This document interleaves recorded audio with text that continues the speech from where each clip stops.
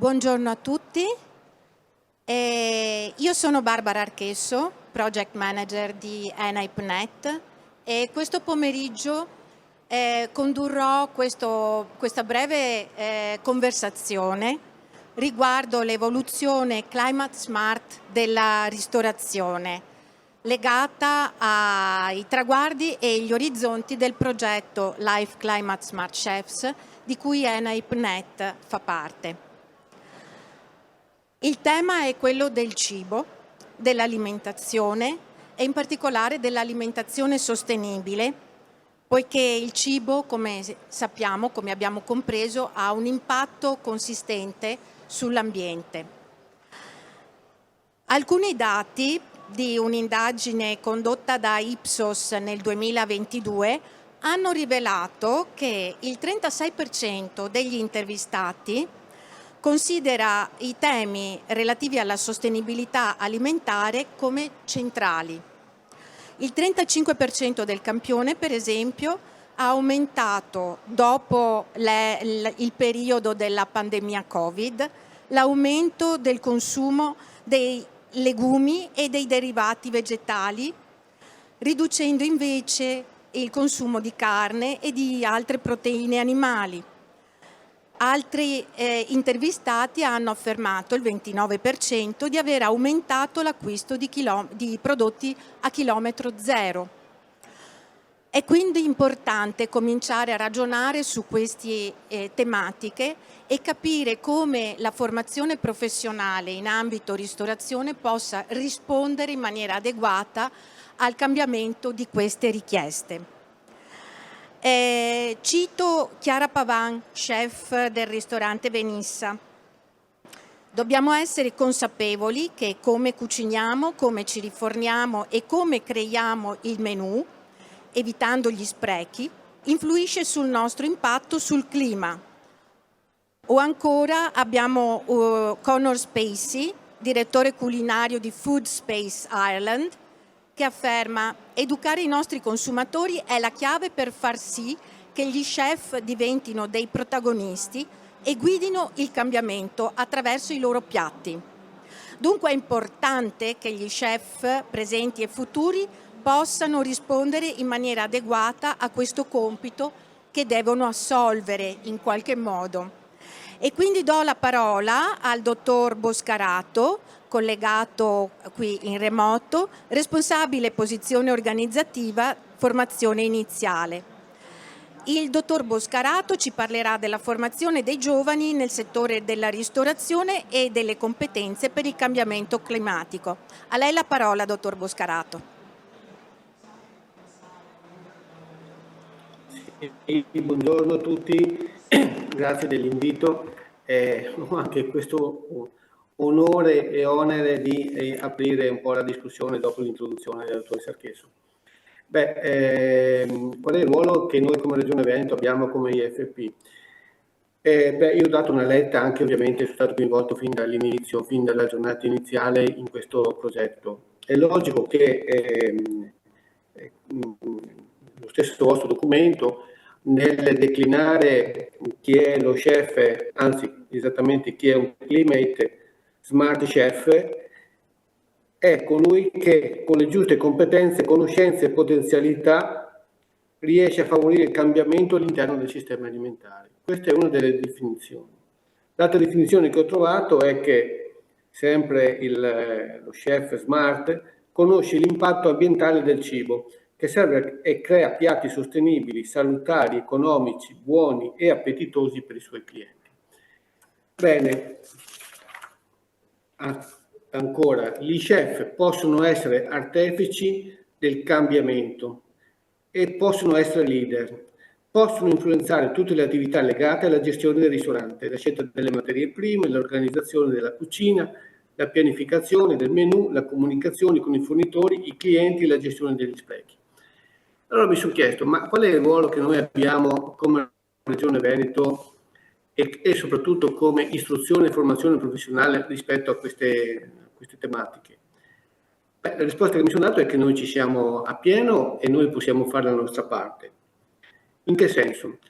Nella sola Regione Veneto nelle nostre scuole di formazione professionale abbiamo 150 classi oggi, che significa esattamente 2639 allievi che stanno seguendo i corsi per operatore della ristorazione, più esattamente preparazione degli alimenti e allestimento piatti, allestimento, sala e somministrazione piatti e bevande, ma ovviamente ci metto anche l'operatore delle produzioni alimentari che sappiamo in realtà poi la pasticceria, la panetteria, i prodotti da forno, delle bevande, insomma possiamo far rientrare in questa categoria.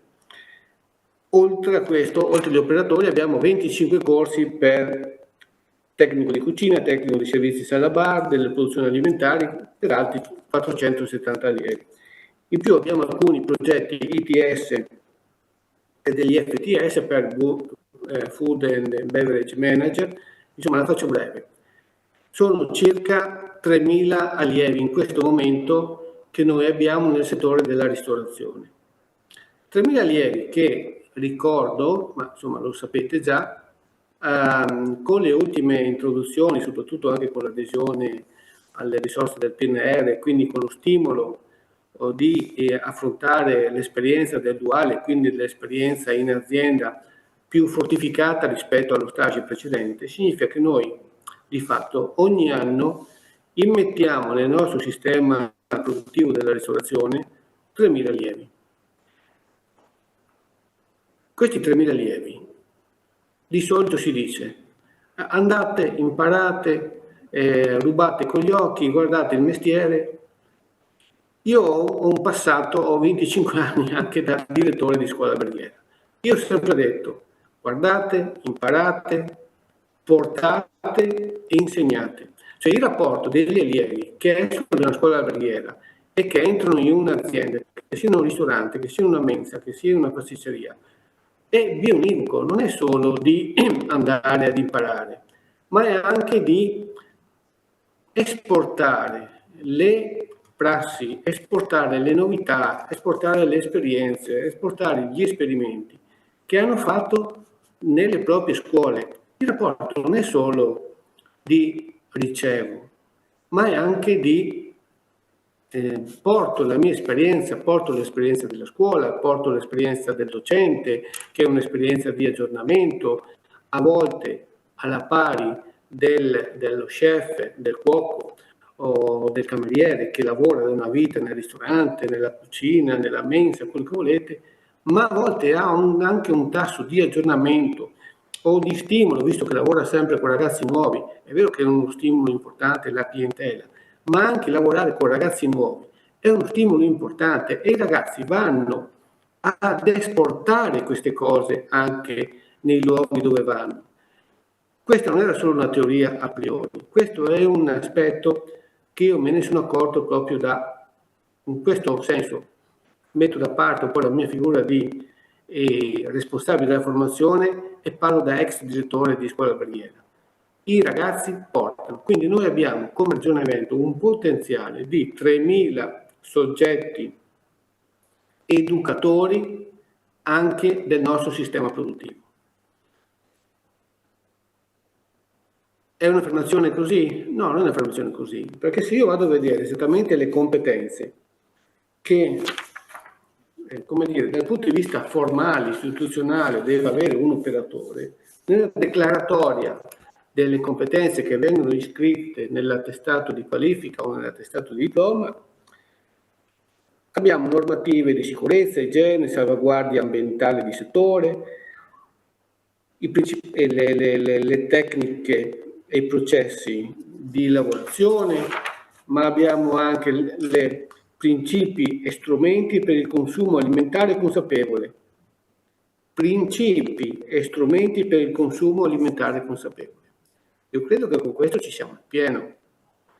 Tradizioni culturali e gastronomiche, riferimento all'assetto turistico e alimentare del territorio, menù o filiera locale, tecniche di food and beverage, price e costo, eccetera, valorizzare i prodotti, le tipicità. Voglio dire, è connaturato all'essenza stessa del profilo di operatore e soprattutto poi di tecnico, queste competenze che noi stiamo sviluppando con questo progetto di chef smart legato alle sfide ambientali, eccetera, che il processo che voi avete fatto di formazione di questi chef, che possono essere sia professionisti sia anche docenti che siano CFP, io credo che il volano dei CFP con questi 3.000 oggi, ma 3.000 domani e 3.000 fra 2 anni, sono 6.000 attuatori di questo processo che voi mettete in moto,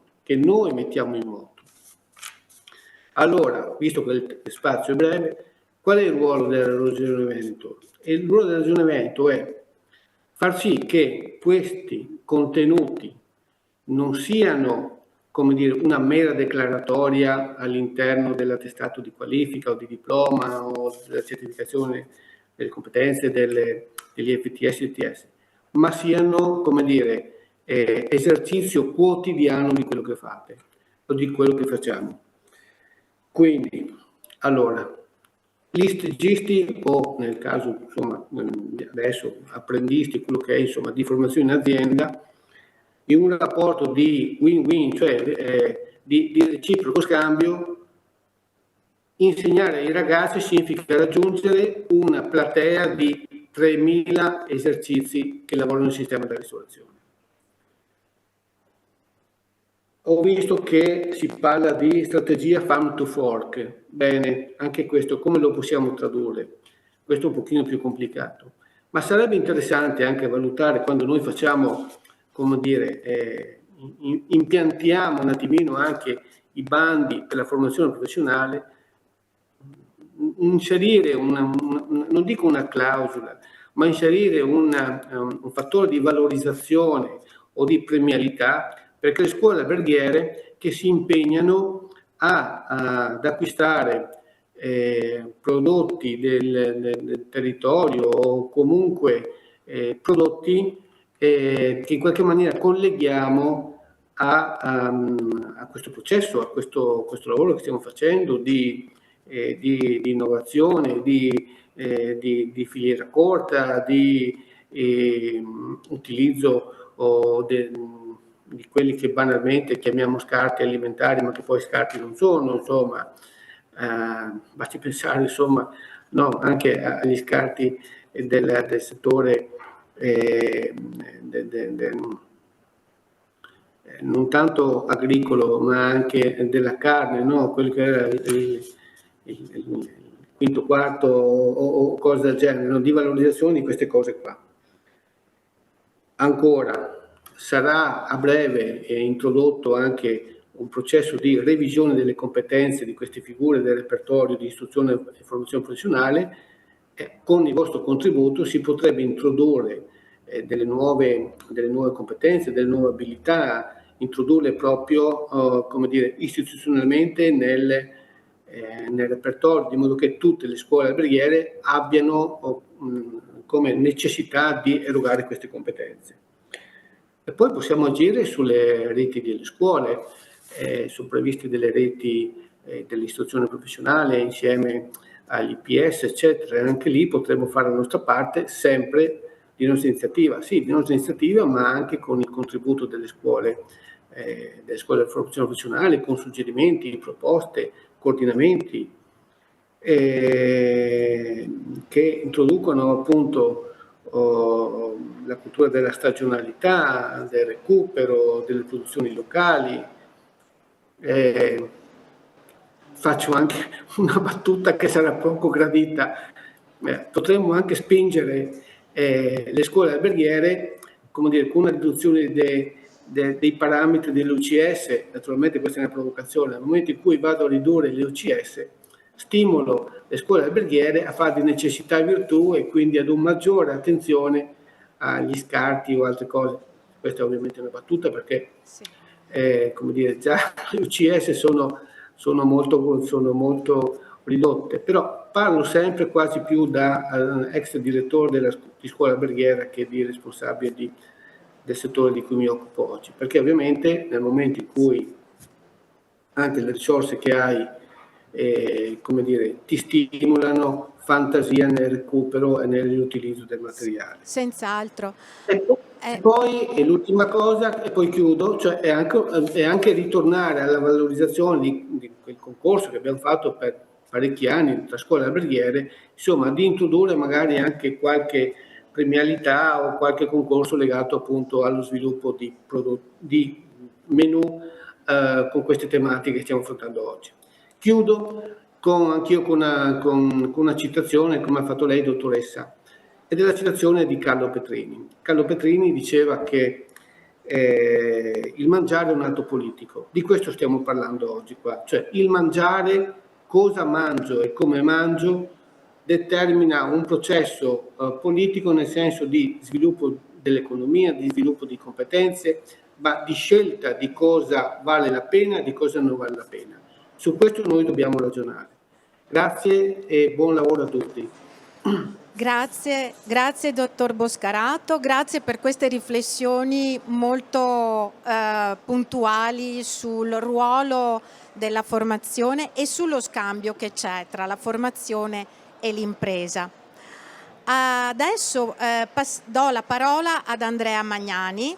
Andrea Magnani è ricercatore di Fondazione Barilla, ha seguito il progetto Suitable Life, prima del progetto Life Climate Smart Chefs, e Suitable Life ha prodotto un database dal quale poi ha tratto spunto l'attuale progetto Climate Smart Chefs.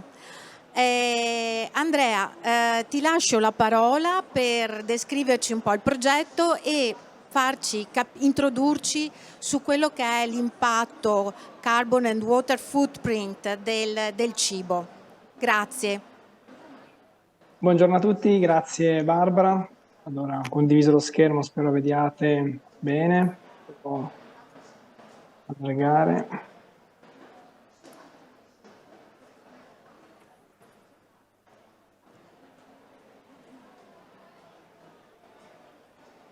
Riuscite a vedere abbastanza bene? Perfetto, Sì. si vede bene, grazie Andrea. Grazie. Dunque, il progetto di cui vi parlerò adesso è appunto il progetto europeo che è attualmente in corso, Life Climate Smart Chefs, che è appunto un progetto europeo LIFE cofinanziato dal programma LIFE dell'Unione Europea.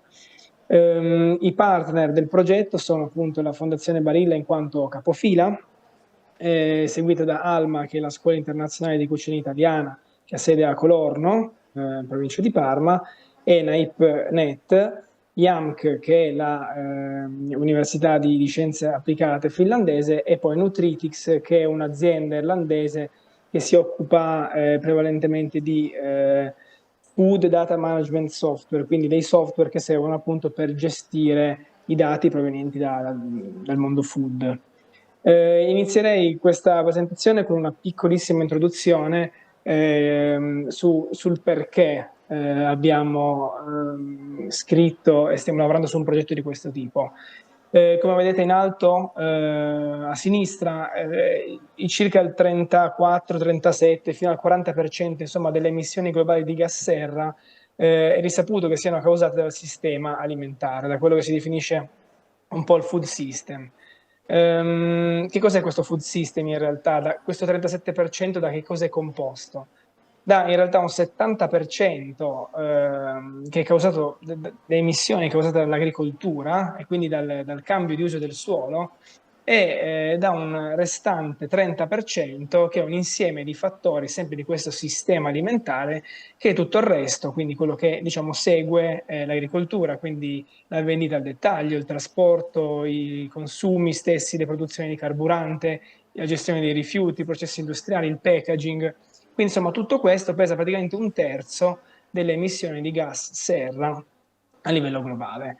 Inoltre il 70% dell'acqua dolce usata per l'agricoltura, e come ben sa ENAIP, un terzo del cibo prodotto nel mondo viene perso, sprecato. A tal proposito cito il progetto Life Foster, che è stato portato con successo a termine proprio dall'ENAIP, che aveva come focus il food waste, quindi lo spreco di cibo. Per tornare invece al progetto in corso, quindi Life Climate Smart Chefs, il progetto mira a coinvolgere attivamente i chef europei, come i promotori di diete, proprio diete alimentari, a basse emissioni, che siano anche ovviamente salutari, nutrienti, convenienti. Fornisce quindi agli chef delle conoscenze, degli strumenti volti a generare proprio un cambiamento nella progettazione del menu, quindi nel creare nuovi menu più, diciamo, sostenibili e poi in generale, come in questo caso, promuovere un dibattito anche un po' più ampio sul cibo. Vi sono diverse attività del progetto, perché è un progetto triennale, quindi piuttosto lungo, che insomma in questa sede noi affronteremo più che altro il discorso di questa realizzazione di un corso di alta formazione che viene chiamato High Level Course per gli chef, e poi che prevede l'utilizzo di un tool digitale, appunto progettato in collaborazione soprattutto con Nutritix, per la progettazione di menu sostenibili. Poi ci sono anche ulteriori attività che potete, anche se siete poi curiosi, andare a vedere sul sito web ufficiale di progetto. Quindi ci sarà una award, viene creato un network molto interessante, è stata creata una vision, quindi una sorta di visione di come ci piacerebbe che fosse, no? questo mondo un po' diverso, con più attenzione al cibo e alla sostenibilità, da condividere con i policy maker. In particolare, tornando sul corso, è un corso online e in presenza, che prevede un totale di 36 ore di formazione, e la parte in presenza è appunto eseguita presso ALMA, che è la Scuola Internazionale di Cucina Italiana, proprio a Colorno.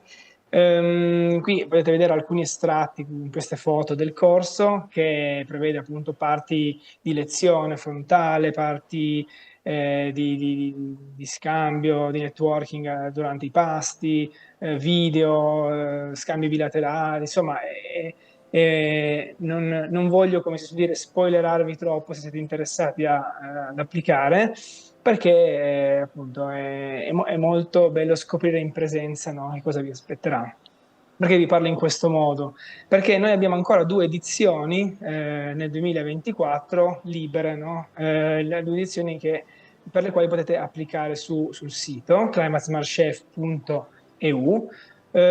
Possono partecipare tutti coloro che hanno più di 18 anni, che sono ovviamente degli operatori, comunque degli studenti nel settore ristorativo, in Europa, perché appunto è un progetto europeo, e che conoscono l'inglese, perché a differenza della presentazione che vi sto facendo, però normalmente tutte le presentazioni, le spiegazioni come in questo corso sono in inglese.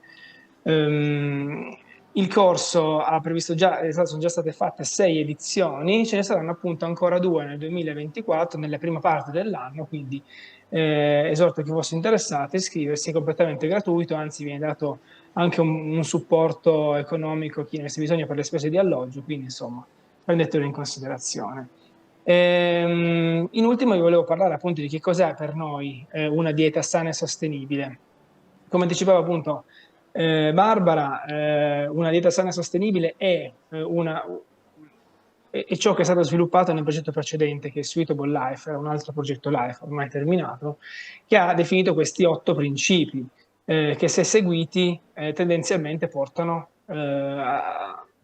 a ottenere una dieta sana e sostenibile. Quindi innanzitutto mangiare verdura, legumi, frutta fresca, frutta secca e cereali, scegliere quando possibile gli ingredienti di stagione, varietà anche locali o della tradizione, mangiare cibo fresco e quanto più possibile preparato naturalmente, bere molta acqua, possibilmente no, del rubinetto, non sprecarla, ridurre ovviamente gli imballaggi che abbiamo visto prima, no? Il packaging contribuisce in quel 37%, prediligere anche i materiali usa e getta, e poi trattare un po' la carne rossa, i salumi, gli insaccati come fossero un po' un bene di lusso, quindi non consumarne troppi, anche non esagerare con i formaggi, burro e latte, soprattutto non sprecare il cibo, che è veramente una piaga. In ultimo, come noi facciamo cioè, a dire che una ricetta è più o meno sostenibile di un'altra. Allora, durante il progetto precedente sono state studiate quelle che si chiamano carbon e water footprints, quindi le impronte, no? Le impronte di carbonio e le impronte di acqua di circa 3.000 ingredienti per quanto riguarda la carbon e circa 1.000 per quanto riguarda la water footprint. Quindi noi possiamo dire, come vedete anche nel grafico a destra, con una certezza ormai scientifica, perché questi non sono valori che abbiamo detto noi nel progetto, ma sono dei valori che abbiamo pubblicato. Vi ho messo qua un estratto, no, delle pubblicazioni scientifiche, quindi sono state validate dalla comunità scientifica, quindi sono proprio alimenti che pesano di più di altri in termini ambientali. Quindi sicuramente quelli che pesano di più tutto nel loro ciclo di vita praticamente di produzione sono le carni rosse, i formaggi stagionati, man mano si scende fino ad arrivare a chi impatta di meno, le verdure, i legumi e altro. In particolare, che cos'è questa carbon footprint? È il totale dei gas serra che sono emessi durante tutta la fase di produzione e distribuzione di quel determinato alimento, no? Per quello che si dice quantificato utilizzando un approccio LCA, cioè Life Cycle Assessment. Ed è un indicatore appunto semplice perché raduna in sé tutte la quota di emissioni di gas serra, quindi in realtà questa CO2 di cui noi parliamo è una CO2 equivalente, proprio perché non è solo la CO2, ma è una CO2, ma che c'è anche il CH4, c'è anche l'N2O e ce ne sono vari altri, tutti ricondotti però alla carbon perché così si riescono in qualche modo a confrontare. Invece la water footprint è la quantità di acqua che viene consumata, ma anche inquinata in tutte le fasi di lavorazione e produzione di un alimento, e anche questo è un indicatore consolidato e spesso utilizzato proprio per confrontare gli impatti. Quindi abbiamo radunato tutti questi dati, questi ingredienti, che ognuno ha il loro valore, in un software, in un programma appunto che gestisce che ci aiuta a sviluppare questa azienda, Nutritix, che lavora con noi nel progetto, e a tutti gli chef che vengono e che si iscrivono al corso viene offerta la possibilità proprio di, diciamo, giocare con questo software e capire se le ricette del proprio menù, insomma, a che livello più o meno stanno di sostenibilità, e gli viene offerta proprio la possibilità di provare a ricalcolare i propri menù in ottica di sostenibilità per appunto provare a reinventare un menù più sostenibile. Con questo termino e vi ringrazio molto. Grazie Andrea per questa introduzione al progetto e anche per farci capire che l'impatto del cibo si può anche misurare attraverso strumenti tecnologici e che è importante cominciare ad adottare anche questa abitudine di misurare l'impatto che noi produciamo quando ci alimentiamo o quando prepariamo il cibo per altri. E aggiungo soltanto a quello che tu dicevi sul progetto che sul sito Climate Smart Chefs è presente anche un corso più breve, una sintesi diciamo del corso che viene erogato online e in presenza. È più breve ed è di 5-6 ore ed è scaricabile dal sito, consultabile dal sito. E inoltre aggiungo che abbiamo aperto le registrazioni per il Climate Smart Chefs Award che sarà avviato a luglio 2024. Vi invitiamo quindi a consultare il sito. Grazie mille intanto Andrea. E adesso passo la parola a Sara Raveane e continuiamo quindi con l'esperienza di Climate Smart Chefs. Sara Raveane è docente di ENAIP e ha una lunga esperienza in alberghi stellati di rango ed è però anche da molti anni impegnata nella formazione. È stata una delle formatrici più convinte del progetto Life Foster che ha prima citato Andrea, un progetto sulla prevenzione dello spreco alimentare. Bene, allora Sara. Buongiorno Barbara. Grazie. Allora, cosa significa prevenire gli sprechi e perché è importante farlo? Allora Barbara, devo dire che sia il dottor Boscarato che Andrea hanno già fatto qualche accenno e soprattutto che è già stata data voce a delle paroline chiave, direi, in alcuni frangenti dei loro discorsi. Io direi che prima di tutto dobbiamo parlare di organizzazione aziendale. L'organizzazione aziendale è sicuramente fondamentale se parliamo di ristorazione per evitare lo spreco alimentare. Da tutti i punti di vista deve essere preso in considerazione qualsiasi aspetto e qualsiasi ruolo all'interno della ristorazione. Dal ragazzo che lavora in plonge, quindi quello che chiamiamo lavapiatti, che è fondamentale per capire che cosa succede quando rientra un piatto dai nostri clienti, fino ad arrivare allo chef o al maître, che devono essere in totale e costante collaborazione, quindi l'organizzazione a 360 gradi. Un'altra parola chiave o comunque un altro aspetto fondamentale è sicuramente la preparazione che deve avere lo staff. Lo staff deve essere preparato, formato, costantemente aggiornato e non possiamo tralasciare alcuni argomenti o alcuni aspetti che abbiamo quotidianamente sotto mano quando lavoriamo all'interno della ristorazione.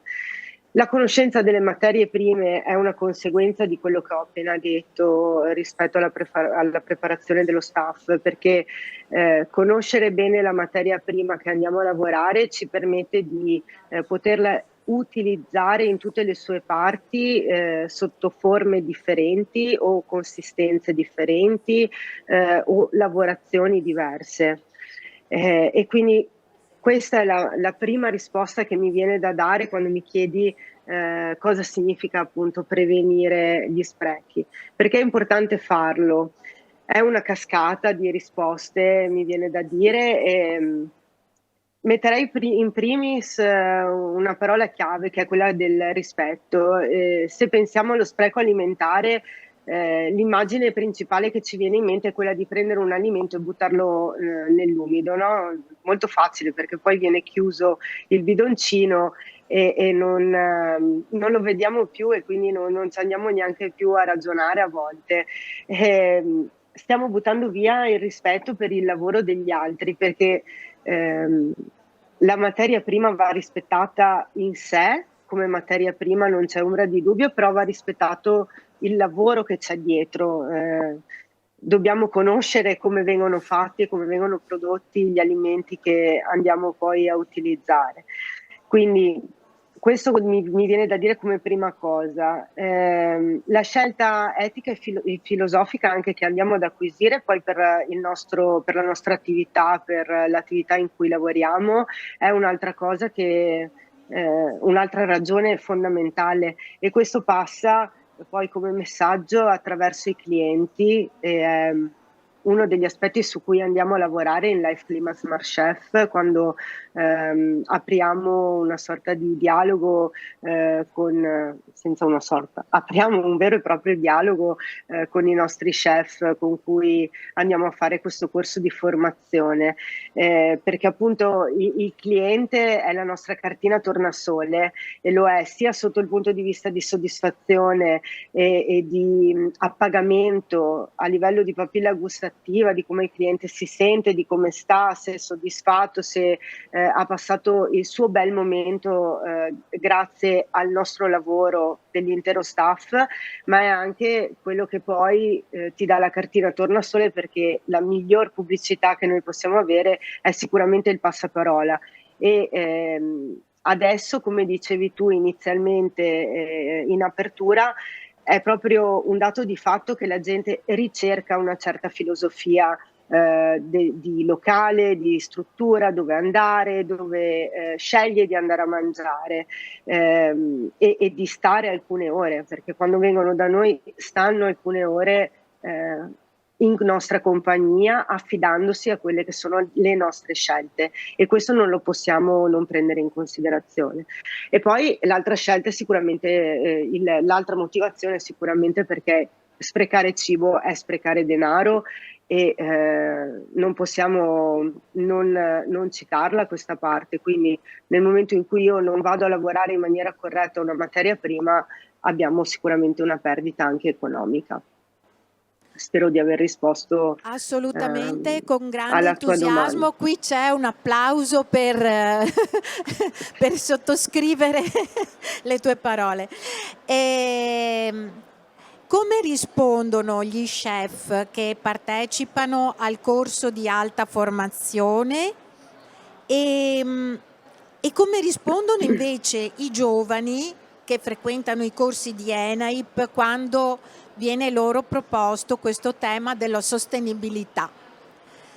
Giusto per fare così fare un paragone. Sì, in qualche modo Allora, vedere come cambia la reazione. Certo.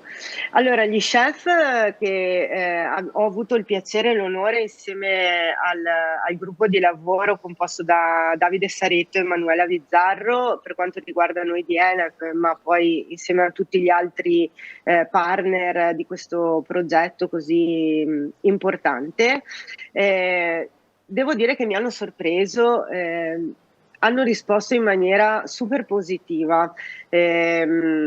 Sono molto entusiasti quando li conosciamo per la prima volta, perché appunto, come diceva prima Andrea, scusate, loro prima fanno un percorso online, dopodiché abbiamo un incontro sempre online tra di noi per capire un pochino dove, se ci sono delle cose che non sono state comprese o se li possiamo aiutare sotto alcuni aspetti. E poi ci incontriamo in presenza la settimana subito successiva a Colorno per fare questi laboratori. Devo dire la verità che non mi aspettavo quando li incontriamo per la prima volta, perché ogni volta è un gruppo diverso e anche numeroso di 20 persone, non mi aspettavo, scusatemi, di vedere da parte loro questa carica e questo entusiasmo di capire e comprendere come fare a lavorare nei confronti della sostenibilità a 360 gradi, perché quando parliamo di sostenibilità non c'è solamente lo spreco alimentare, noi parliamo di quello all'interno del progetto, ma la vediamo proprio sotto i vari aspetti. E molti di loro hanno già una base solida, perché sono comunque chef professionisti o comunque è gente che magari non ha un passato così importante all'interno della ristorazione, ma magari ha deciso da qualche anno di entrarci a far parte, ma con amore, convinzione e passione, che sono 3 caratteristiche che chi lavora nella ristorazione, mi viene da dire, deve avere quasi obbligatoriamente, perché comunque è un mondo di lavoro che comporta tanti sacrifici e tanto impegno, senza nulla togliere agli altri lavori, insomma. Però la ristorazione un po' l'abbiamo sentita nominare spesso, no? E quindi sono molto molto entusiasti e danno anche a noi, c'è un dare e un avere, come diceva prima il dottor Boscarato, è sempre un win-win, perché alcuni aspetti li aggiungono loro e noi andiamo ad accelerare sotto altri punti di vista, e quindi abbiamo avuto una valutazione molto molto positiva da parte loro, ed è stato rilevato un incremento di 19 punti nella valutazione delle skill sulla sostenibilità, quindi direi che è super entusiasta la loro partecipazione, ecco. E per Per i quanto giovani?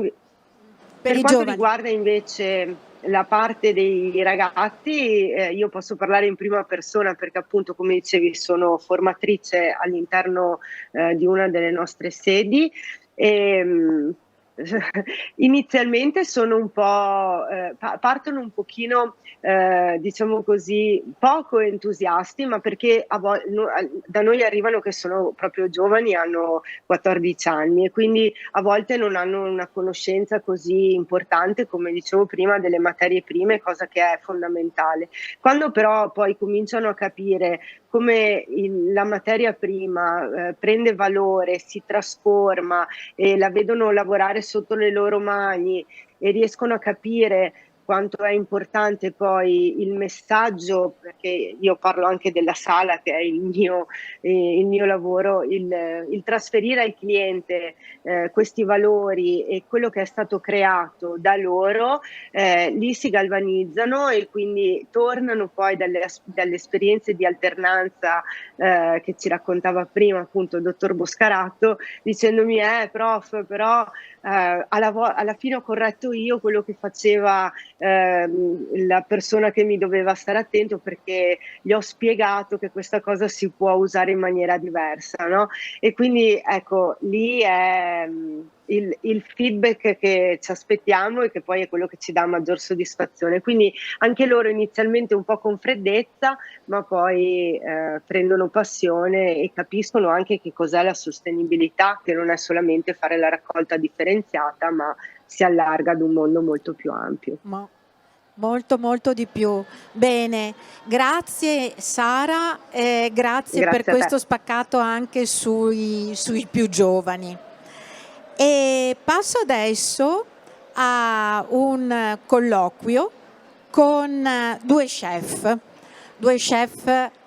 impegnati nella sostenibilità. Prima Sara diceva il ristorante è sostenibile a 360 gradi. Bene, adesso noi possiamo avere due belle esperienze molto interessanti e molto entusiasmanti. E quindi do la parola a Ermanno Zago. Ermanno Zago è chef del ristorante Le Querce, è un ristorante a conduzione familiare e ha avviato una gestione sostenibile del suo concetto di ristorante molto prima che la sostenibilità diventasse un po' una parola anche un po' di moda. E quindi il ristorante propone sia un menù onnivoro sia un menù vegetariano per favorire una dieta bilanciata, ed è anche specializzato su allergie e intolleranze. L'altro chef che colloquierà con noi è Pier Cristian Zanotto del Parco Ristorante Gambrinus, è Green Chef e l'ideatore del progetto di cucina etica chiamato Con più testa, Stella Verde Michelin 2022. Bene, cominciamo intanto da Ermanno Zago. E intanto benvenuto e vi ringrazio perché so che siete sempre super impegnati. Intanto, cosa l'ha spinta a integrare la sostenibilità nella sua filosofia e nelle pratiche del suo ristorante? Beh, intanto buongiorno a tutti e grazie dell'invito. Allora, diciamo che la sostenibilità è una cosa che nasce internamente, uno c'è già, è predisposto, dopo ovviamente può essere coltivata o una persona può essere, diciamo così, contagiata da questo spirito. Nel caso specifico, io quando avevo 9 anni nel mio paese c'era la raccolta differenziata, è un progetto importante verso le scuole, e c'era un vermiciattolo che si chiamava Osvaldo, che praticamente era questa mascotte, e l'azienda che faceva la raccolta di rifiuti e spiegava la raccolta differenziata usava come promotore Osvaldo. Da lì ho imparato a fare raccolta differenziata, quindi quando ho 9 anni, adesso ne ho 43, cioè mio figlio va all'università, quindi ormai insomma sto maturando, ho visto questa attrazione, ho visto questa attenzione particolare. Questa cosa qua poi è andata man mano a svilupparsi. Quindi penso sia una predisposizione naturale data dall'educazione, che è molto importante. Ricordiamoci che il mio insegnamento, quindi se abbiamo i genitori che fanno un buon lavoro a casa e tutta la società, il sistema insomma che gira attorno, i ragazzi hanno una buona influenza in tutti gli aspetti poi della vita. Quindi è un lavoro di squadra per aiutare le persone a crescere in questo percorso, e penso e spero di essere stato esaustivo su perché io faccio ho cominciato a intraprendere questo percorso. Sì, direi proprio di sì, sottolineando l'aspetto del comportamento innanzitutto, e il comportamento si comincia ad acquisirlo quando si è molto molto molto giovani, e quindi da lì nasce tutto. Certo, la stessa domanda desidero rivolgerla a Pier Cristian Zanotto. Penso non abbia connessione, perché non lo vedo collegato. Non lo vede collegato. Io purtroppo non ho il monitor davanti in questo momento, allora sospendo per un momento, aspettiamo la risposta di Pier Cristian Zanotto più tardi, e chiedo intanto a Ermanno se ci può descrivere alcune delle pratiche di approvvigionamento sostenibile che utilizza nel suo ristorante. Cosa vuol dire? Perché è un aspetto, insomma, che forse si pensa sempre alla cucina sostenibile pensando a utilizzo gli scarti di un piatto per farne un altro e così via, no? Però non è solo questo. Adesso dirò delle cose che magari saranno un po' scomode, però mi sento di dirle visto che sono testimonianza diretta. Quando si parla di riutilizzare gli scarti, devo capire poi cosa costa riutilizzare questi scarti. Perché se prendo una buccia e vado a essiccarla in modo sostenibile, ha un senso essiccarla e utilizzarla per fare delle basi per fare un brodo. Ma se poi devo fare il figo ed essiccare delle verdure utilizzando fonti energetiche, forni, per poi creare una polvere, e tutto questo mi consuma l'impossibile, devo valutare se è una cosa riciclabile o meno. Quindi qua ci vuole un po' il buon senso, perché è tanto facile riempirsi la bocca di facciamo sostenibilità oppure plastic free, e poi dobbiamo conteggiare cosa costa lavare una teglia in forno, cosa costa un attrezzato in forno, cosa costa la persona che lava questa teglia, il detersivo per lavare questa teglia, quanta acqua ha utilizzato. Quindi dobbiamo sempre considerare i rapporti. Quindi già qui sono un po' scomodo, perché di solito di tendenza dicono facciamo tutto free, ma poi free dobbiamo fare i conti reali. Devo dire che la sostenibilità deve essere sostenibile a sua volta, perché il concetto è che un'azienda deve stare in piedi, prima di tutto. E rendere un'azienda sostenibile non vuol dire solo la cucina, vuol dire che tutti i comparti, cioè vuol dire anche la parte dell'economato o la parte finanziaria, sa da che parte muoversi. Vuol dire che dobbiamo vedere il costo delle energie che l'azienda sostiene per mandare avanti questa azienda. Dove può intervenire a livello energetico, dove può intervenire a livello di approvvigionamento idrico, se può fare delle scelte con valutazione verso l'energia elettrica se deriva da fonti rinnovabili, e se posso installare impianti di energia di fotovoltaico solare termico, se posso cambiare il motore delle lavastoviglie o il motore del frigorifero, quindi non avere motori che hanno 25 anni. Tutte queste scelte che vanno ponderate e pensate, ogni anno vanno fatte queste valutazioni. Così noi ci diamo dei punti, e ogni anno l'azienda, quando fa delle valutazioni, sa che entro fine anno dovrebbe riuscire a fare questi salti. Quindi non è mai arrivata un'azienda, è sempre in fase di crescita. Il concetto più ampio è questo: noi chef e il sistema che stiamo affrontando adesso non è nulla di nuovo. Anzi, noi abbiamo un problema, che siamo dimenticati che la sostenibilità la facevano i nostri nonni, perché i nostri nonni guardavano le stagionalità, l'esigenza che non c'era cibo e facevano attenti a non far spreco, l'economia, nel senso prendevano quel poco che serviva, non avanzava una banana sopra tavola in cucina di sicuro. L'energia, spegnevano la luce in continuazione, mia nonna faceva a ritroso, spegneva la luce della stanza, della casa, perché non ci fosse spreco di energia. La raccolta differenziata esisteva perché l'umido dava a mangiare alle galline, e quando avanzava un pezzo di carta dell'incarto del burro lo puliva e usava per incartare qualcos'altro.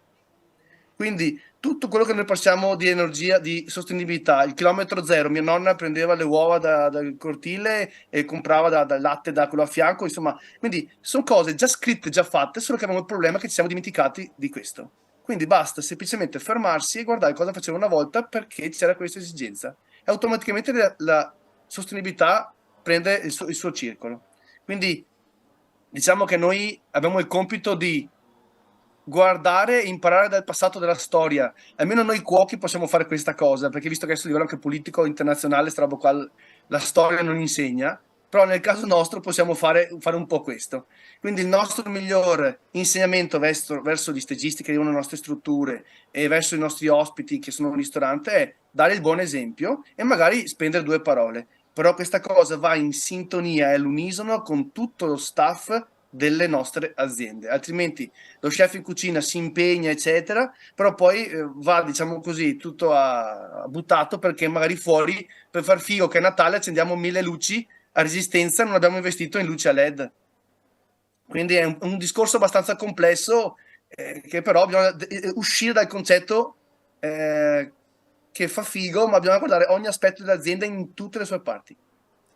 Sì, è molto chiaro il concetto.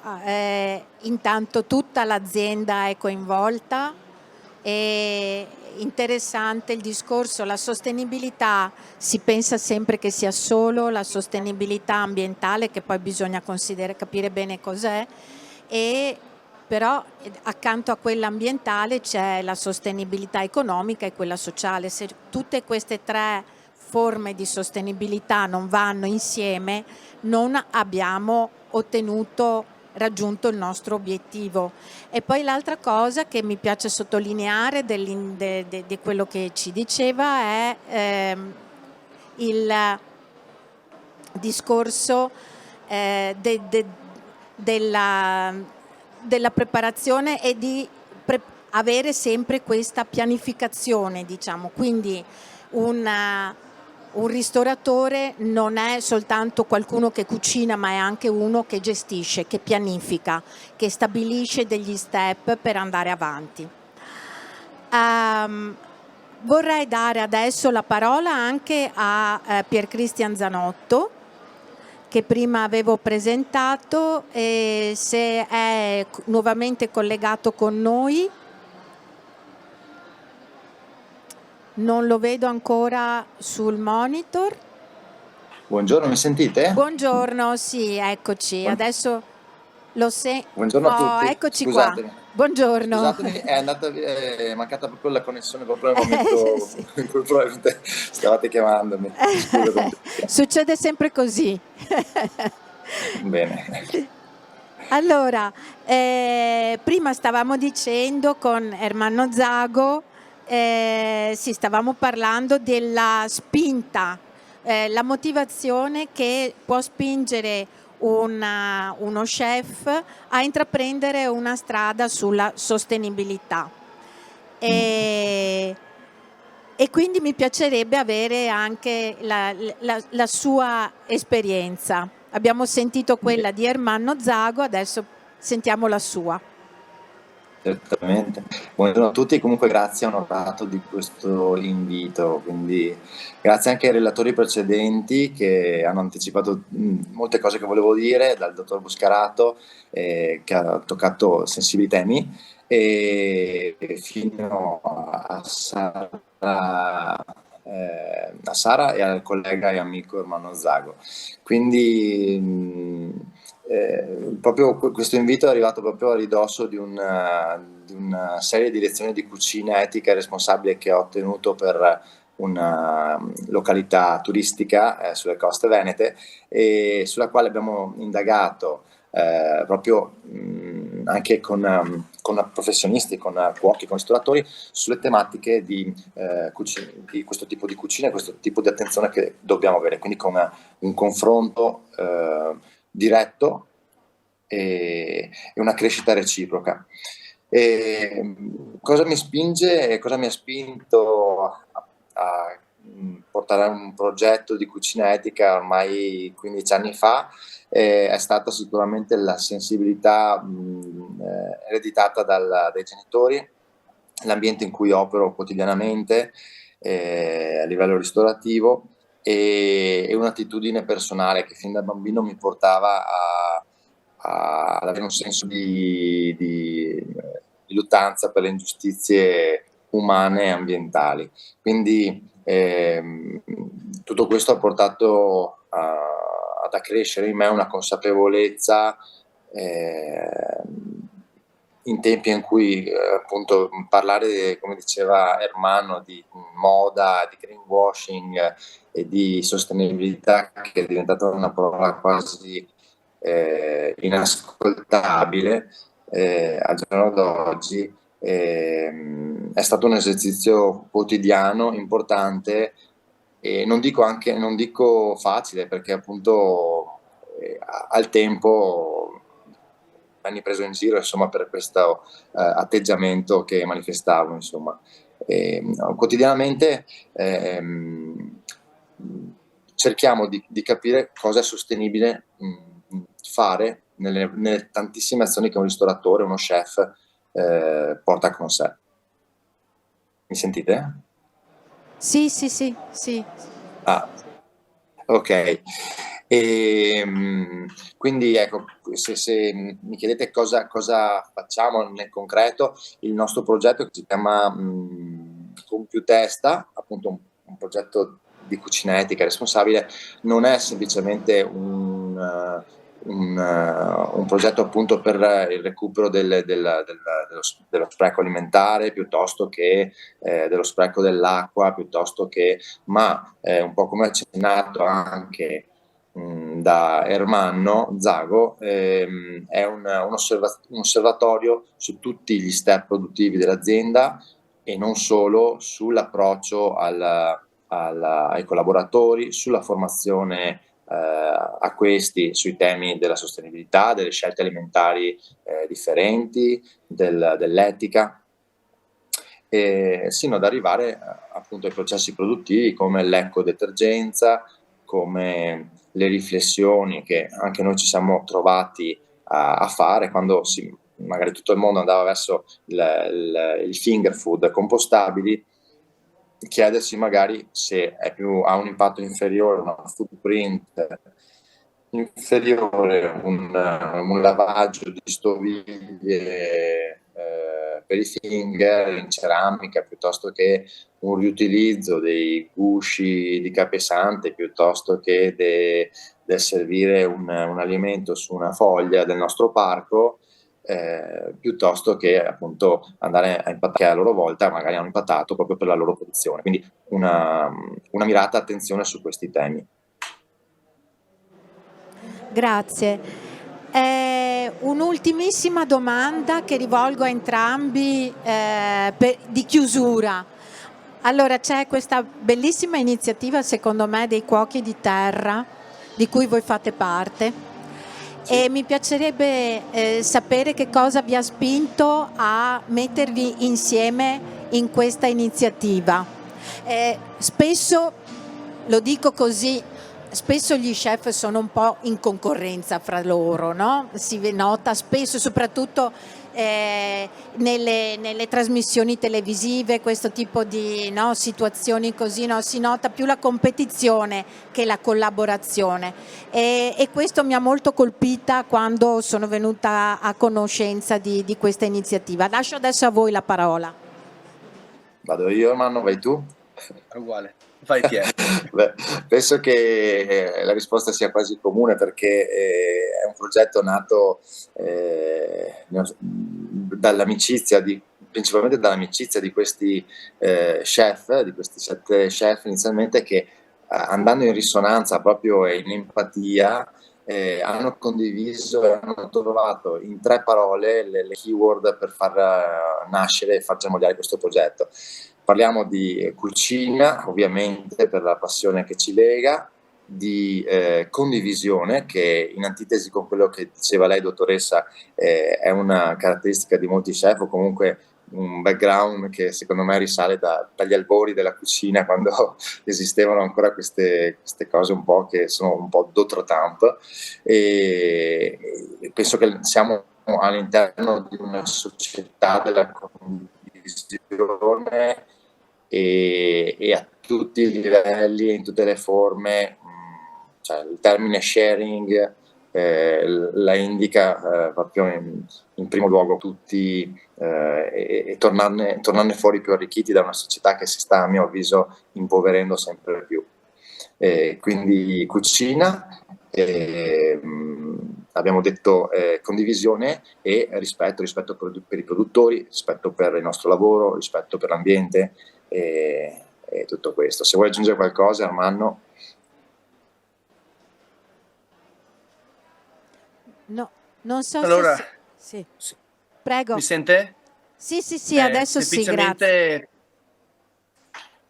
Semplicemente posso dire questo, il fare squadra tra noi chef, non nella visione di concorrenti come spesso succede che si vede in televisione, ci serve a far crescere, perché se magari uno di noi ha fatto un errore, si confronta con l'altro e tra amici si dice: guarda che ho trovato questo fornitore, occhio a questa cosa, ho fatto questa valutazione, ho già sperimentato questo, ma su dati reali e non fasulli.